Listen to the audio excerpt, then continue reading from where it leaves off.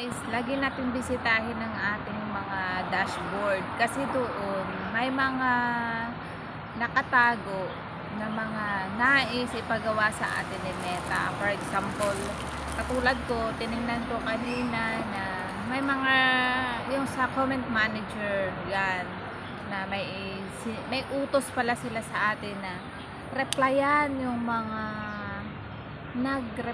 comment sa atin sa comment section sa ating mga video uploaded. And then meron din dyan na yung magpa-meta verified daw tayo. Yung sa meta verified kasi parang may babayaran. So hindi siya, kinilik ko siya and then doon ko mo nalaman na magbabayad ako. So wala pa naman kasi akong pera or hindi pa naman ako na-monetize. So hindi ko muna ginawa yung pagpapa-verified, meta-verified kasi nakita ko doon na may babayaran eh. Not sure kasi hindi ko binasa lahat pero sa dulo kasi noon ng madali ang kung binasa ay may babayaran daw.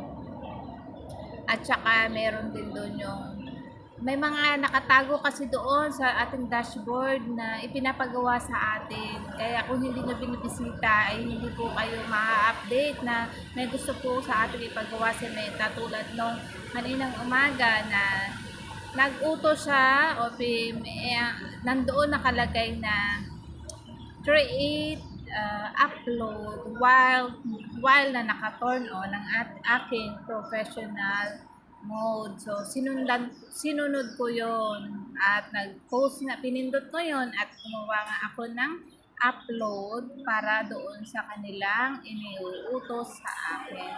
So, kasi nga dahil nga tayo ay nagtatrabaho kay Meta sa platform na iyan, kaya lagi natin pong bibisitahin ang ating dashboard kasi may nakatago doon na mensahe galing sa kanila na ipinagagawa sa atin.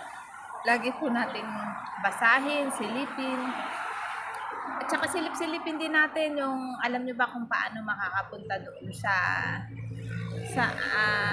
ating gaano na ba karami ang ating followers. Di ba sa dashboard makikita yun?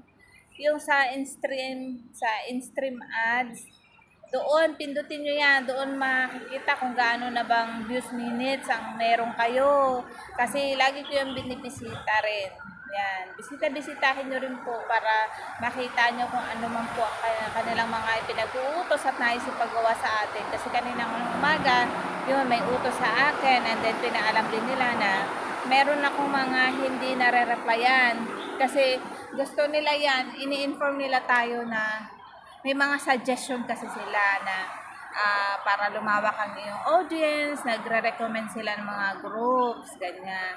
And then, para tumibay ang iyong engagement, yan, iniuutos nila na paki-replyan mo yung mga nag-comment sa inyong mga reels or video uploaded.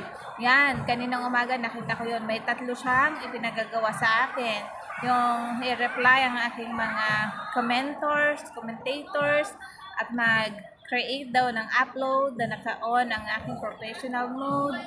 At nagawa ko naman yun, pero kailangan mo kasing i-export, pindutin yun para masabi mo, nagawa mo na ang ipinagagawa niya. Andun pa ba yung isa? Nakalimutan ko na yata. Kasi 3 yun. Yun, sa engagement nga daw. Sige lang. Yun.